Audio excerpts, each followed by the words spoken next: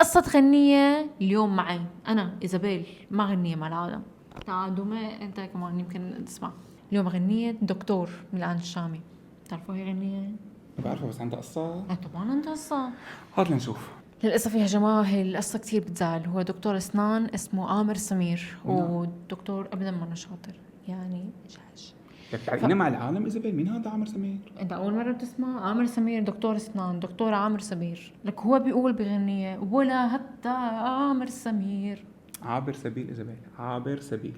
هي اسمها عامر سمير؟ لا ما اسمه عابر سبيل، ما اسم شيء ثاني. المهم خلص الدكتور عامر سمير كملي لنا. ايه اصلا ما بعرف كيف اشرح لك عابر سبيل، كملي.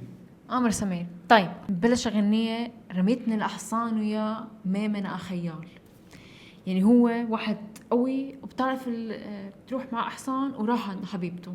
وين حبيبته؟ بس للأسف هو واو. فعلى هيك هو شو؟ واو. وقعوا. واو. هيك عم يقول كسر كل اسنانه يا وويلي شو خربان. هو كل اسنانه كان خربان وهو رايح عند حبيبته. اكيد ما فيني اروح عند حبيبته اذا كل اسنانه خربانين. فشو عمل؟ راح عند دكتور اسنان. لهيك عم يروح عند دكتور اسنان عم يقول دكتور فيها وجع راح ما اللي رجع. انا اسف، كملي.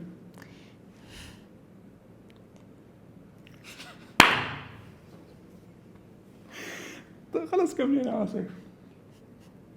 طيب اسمع. طيب عم بسمع. خلص ايه. فهو عم يقول انه فيها وجع، بس هذا الوجع ما بس معهم، بس كمان وجع القلب، لانه هو ما فينا يروح مع حبيبته. فما اللي رجع تمام روحه ما راح يروح مع حبيبته، كتير صعب. فالدكتور عم يتحاول تصلح بس ما شاطر. شو اسم الدكتور؟ عامر سمير. عامر سمير. الدكتور الله لا يعطيك العافيه. فلهيك مشان تقولي الله لا يعطيك العافيه شو بتقول؟ بيقول له لك روح الله لا يرد لك، يعني الله لا يعطيك العافيه بهدول اسنان. كملي ايه. عن جد ليش عم لا ما في قصة حلوة ايه. وبعدين بقول بس سبك حدا اليوم يا دكتور يا خربان.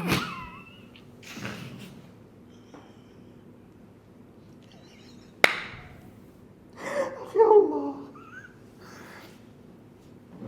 اسف. وبعدين؟ طب شو بعدين؟ مكسور الاسنان طبعا ما راح على حبيبته. لهيك الغنية كتير بتزعل. يا جماعة ما حدا يعملوا منشن للشامي، وإذا شفت الشامي يعني عبود شفت الفيديو سامحنا، إلا في حدا بيفهم كلمات أغانيك لو غلط يعني. دكتور